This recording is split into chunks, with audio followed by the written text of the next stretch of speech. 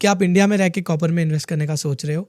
तो मैं आपको बताता हूँ क्या तरीके हैं। अबे जल्दी बोल, कल सुबह पनवेल निकलना है। आपने गोल्ड बीज का नाम सुना होगा, पर कॉपर बीज का नहीं, बिकॉज इंडिया में कॉपर बीज एग्जिस्ट ही नहीं करते हैं।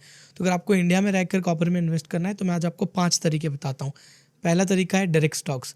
हम उन स्टॉक्स में काम कर सकते हैं जो डायरेक्टली कॉपर में लिंक्ड है। कंप्लाइंस की वजह से मैं नाम नहीं बता सकता, बट आप गूगल सर्च करेंगे तो आपको कुछ कॉपर स्टॉक्स का नाम मिल जाएगा। बस इस चीज़ का ध्यान रखें कि उनका एक्सपोजर कॉपर के अलावा दूसरे मेटल्स में भी होता है, तो वो स्टॉक्स पिक करें जो ज़्यादा कॉपर से लिंक्ड है।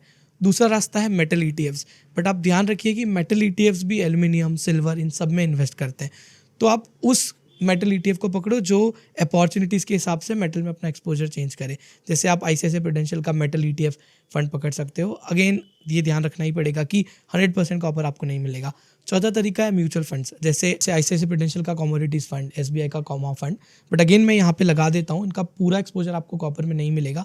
तो फिर जो पांचवा रास्ता है, जो बेस्ट तरीका है कि आपको इंडिया में रह के अगर कॉपर में 100% इन्वेस्ट करना है, तो एक लौता प्योर कॉपर का रास्ता है इंटरनेशनल ईटीएफ्स।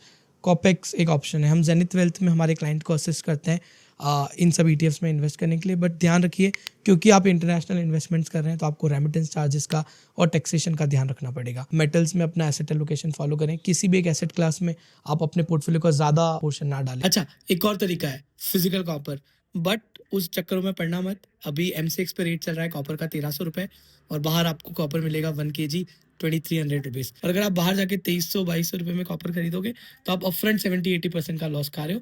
तो थोड़ा सोच समझ के काम करो, फोमो में बाइंग मत करो।